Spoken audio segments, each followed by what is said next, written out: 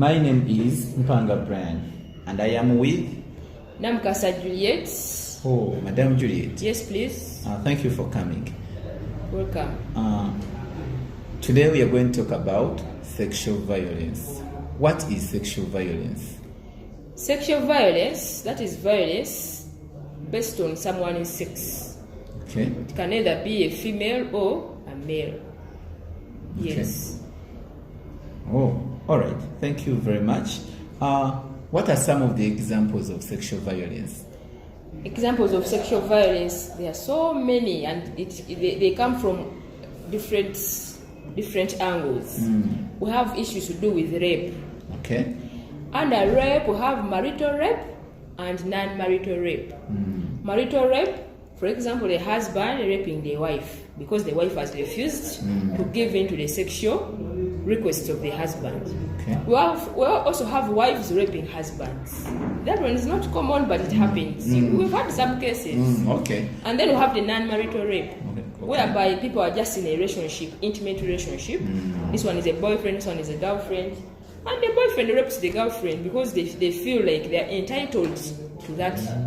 For example, if a boyfriend buys for you chips and chicken and maybe starts requesting and you refuse, he may rape because he thinks he's entitled. So that is what they call non-marital rape. Okay. And then we have defilement.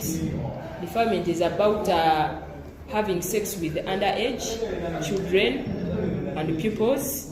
That one is also a problem in our community. We have incest. Incest, whereby people are related, having sex with each other. Incest, like father having sex with the daughter having sex with the brother, with a cousin. That is incest. Then we have the unnatural sex. It's also a form of violence. Unnatural sex, not the normal way of doing it. So it is a violence because for me I'm not interested, which is bad because me I'm not interested in that. We are going to disagree, which is going to result into violence. Then we have prostitution. Some parents giving up to their daughters to go and do prostitution so that they can be able to bring food on the table, to buy basic needs. It's also a form of what? Sexual violence, because this is not what this person wants. But you are forcing them into something which they don't want for you to be able to meet your basic needs. Then we have early marriages. It's also sexual violence because early marriage is marrying off a person or a girl who is not yet ready for marriage. But because for you have your own interests, you want money or you want something from a gentleman, you give him the daughter to go and get married, which is also bad. Okay. Then we have molestation. You know, molestation is what is that? Molestation is like bad touches, and if it's a young child, someone touching the genitals of a child, those bad touches, that is sexual violence. The child can be innocent, doesn't know what we are doing, but it is violence in its own form. Okay. Then we also have having sex with a woman who has not healed. She has just given birth. You need to give her time. But because for you say, for me I cannot sleep without it, I will go and get it from somewhere else. So this woman by me have such kind of men that act like beasts. Yes, she's forced to just give in because for you are saying you cannot sleep without it. So that is sexual violence. She will give, but it has effects on its own. Because for you, a man, you paid for her, she cannot refuse anytime you want. That one is very bad because it also brings violence. Yeah. Then the last one, some parents have a behavior of having sex in the presence of their children. Yes. The children are looking, they are hearing, and for you start your sex. You're psychologically disturbing these children. Some of them you think they are too young. They are not young. They are looking and they are learning everything that you are doing. Exactly. Tomorrow you find them trying the same thing on a neighbor's child or a brother on a sister, and then you wonder, these children, where did they learn this thing? That is sexual violence. Then also use of vulgar language. A woman is passing, then you talk a very big word. That is also sexual violence. Yes. That is how it manifests. And then female genital mutilation, that is sexual violence. Okay. That means you get so many side effects from that. Then in Uganda, we have this thing of, in quotes, it's called visiting the bush, whereby women elongate. That one is also sexual violence because remember, the age at which these girls are told to start that practice. Most of them start at the age of 9, 12, 13. But remember, so what do you think is the appropriate time of doing this? The appropriate time is when someone is at least give someone time. When someone is at least 18 years and above, you can tell them, and they can choose, they can make a choice whether to do it or not. But now some parents tell their girls to go and visit the bush. Previously, the tradition, it was done preparing girls for marriage. But remember, today girls have a long way to go. They are still studying up to the age of 23 when they finish university, those who reach there. And we are preparing her for this sexual visiting the bush. Psychologically, it's like you are telling her you are ready for marriage. So now some of parents them should be considered. Yeah, you increase on her sensitivity, and she keeps on trying, or she thinks, I think I'm ready there, something like that. It triggers her. Still, it is a culture. Yes, people respect it, people want it, some want it, but the age at which it is done, at least it should be age appropriate. All right. Those things of long ago, girls being prepared for marriage between the age of 11 to 13. People now, you cannot marry a girl of 13 years. You will be arrested. That's already the So case. why should we prepare this girl for that thing when she's still in school? Basically, that is it. And then there is denying sex during in intimacy. Denying your spouse sex. Your husband wants sex, but you deny him because he didn't provide food or because he didn't take you out.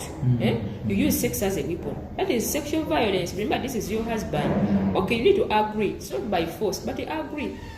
If you're not feeling well, tell him and he understand. And if you tell him and doesn't understand, still even him is causing sexual violence on you because you're not feeling okay. There is need for agreement and understanding, because sex is not food that if you don't eat, you are going to die of hunger or what. Oh, really? Yes. Okay, thank you very much, Madam Julie. Yeah. All right, now, Madam Julie, what are some of the causes of sexual violence? Some of the causes of sexual violence, you have ignorance. Some people do practice sexual violence because of ignorance. They doesn't know that what he's doing is wrong.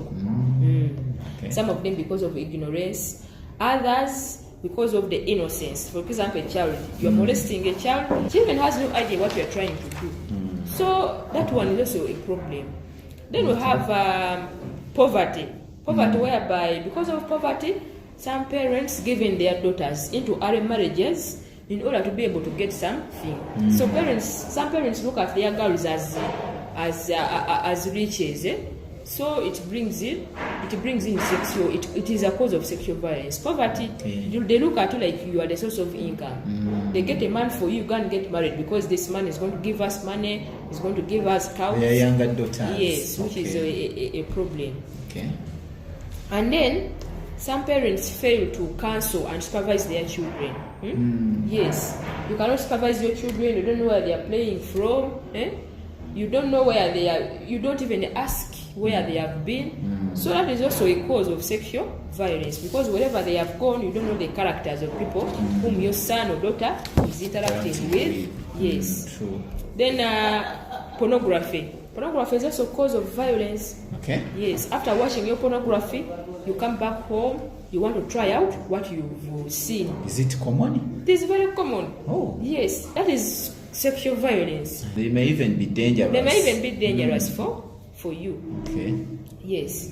And then hunger also causes sexual violence. Girls giving in sex for food. Like some of our schools don't provide lunch at school. Exactly. So some girls will think, okay, we'll take advantage of these men and boys disturbing them and give in for sex because they feel like they'll get food. They'll be able to get money and buy food, to get money from the boy and buy pads. Lack of the basic needs. Some of that also causes sexual violence. Although it shouldn't be used as a reason, but it is one of the causes. Okay. And then I've heard people say that some girls dress indecently.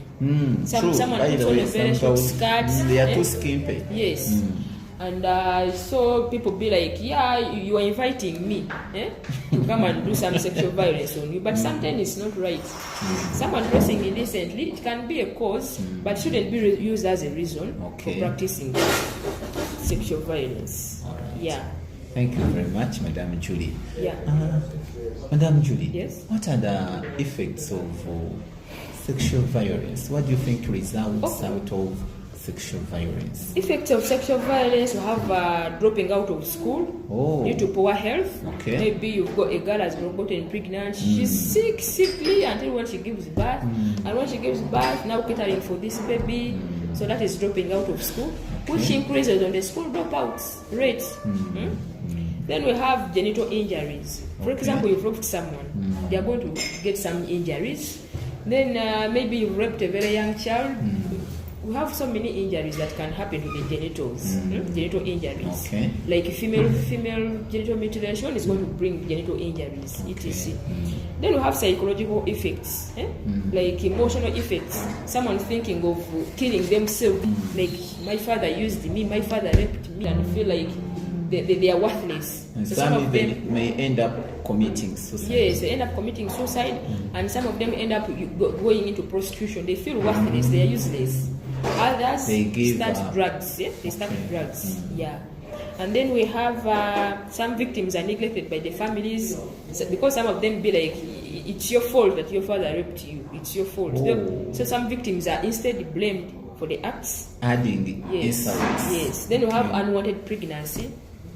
These pregnancies are unwanted because they are a result of sexual violence. You didn't want them. For example, a father raping a daughter and then she gets pregnant. A brother or someone, that pregnancy is unwanted. You don't want it because it was just forced on you, so you end up getting unwanted pregnancy. Okay. This unwanted pregnancy can result into death. Especially a young girl, she's not ready biologically, but she's pregnant. So in the process of giving birth, she can die, increasing on the mortality rate, maternal mortality rate, because she's not ready biologically. And then others die when they're trying to abort, especially if the pregnancy is for the father, for the brother, for the uncle. Going through that painful. The family doesn't want to get ashamed, so they try out what? Abortion. And if it is not done in the right process, because in Uganda abortion is illegal, so people try to do it in hiding, using all sorts of methods, so it can result into death at the same time. True. Yes. Okay. Then forced marriage, some people are forced to marry. For example, a young boy or someone can impregnate someone's daughter, and they force you to marry the boy, to marry the girl. That how you can get married to your husband who made you pregnant. So you are forced to marry. You are forced into early marriage. That is not what you wanted. So it is an effect. Okay. Yes. Then increases medical budgets and expenditure. Yeah, because you have to cater for this person while in the hospital. For example, someone has been raped, you have to get money for the tests, money to get for treatment, which money sometimes you don't have. And lastly, it increases on whatever crime rate in the community. The prisons get filled up with the defilers, the rapists, people who commit incest. So prison, they are also burdened by to feed you, to accommodate you. So all those are problems that happen. Yes. Okay. Thank you very much, Madam Julie. Yeah. Where do you think are those places where these cases occur? What are some of those places? Some of those places where sexual violence occurs, we have places like homes. In homes? Yes, even during this COVID time, a lot of homes have issues to do with sexual violence. Girls have gotten pregnant in their own homes and communities. And they are quiet? And people who have impregnated them, they are well-known people in the communities.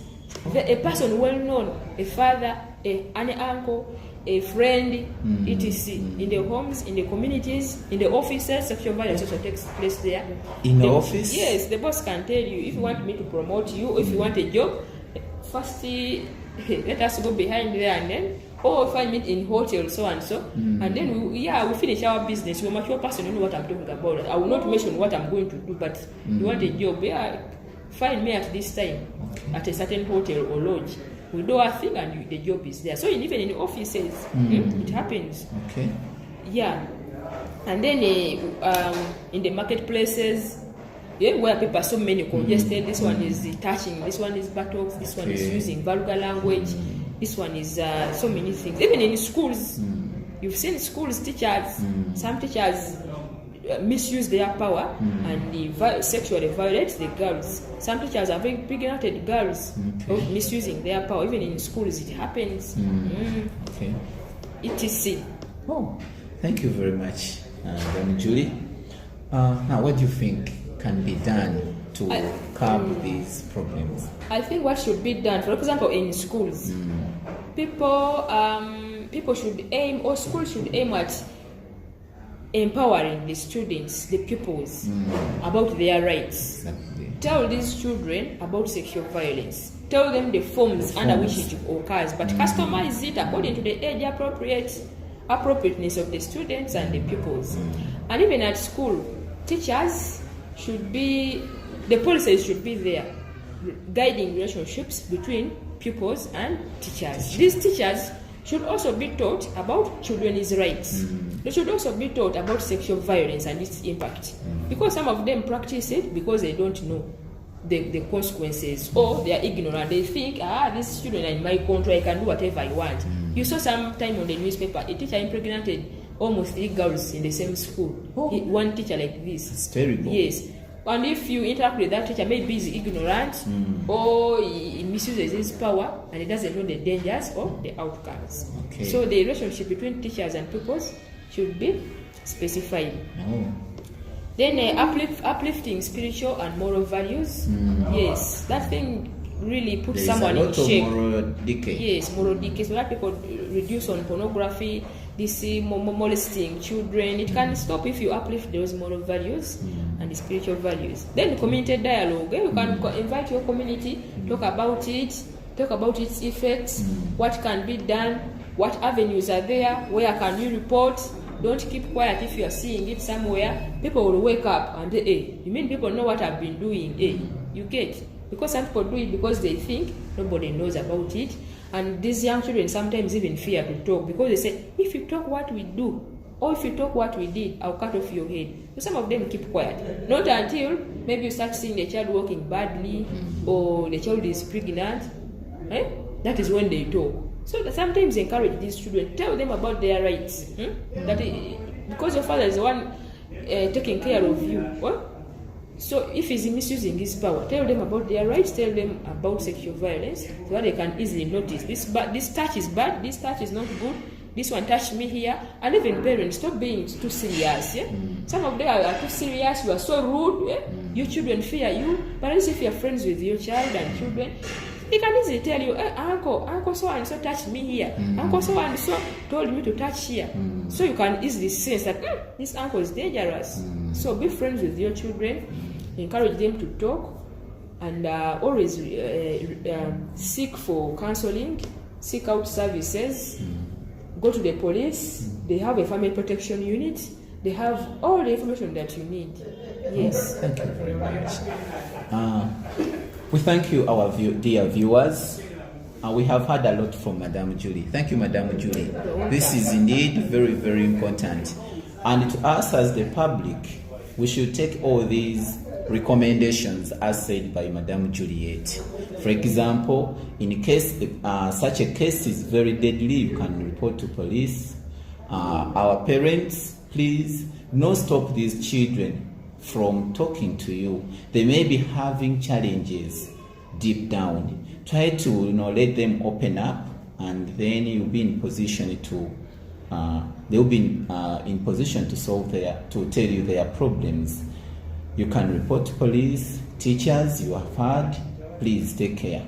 Be careful, because this may result into problems or you being detained.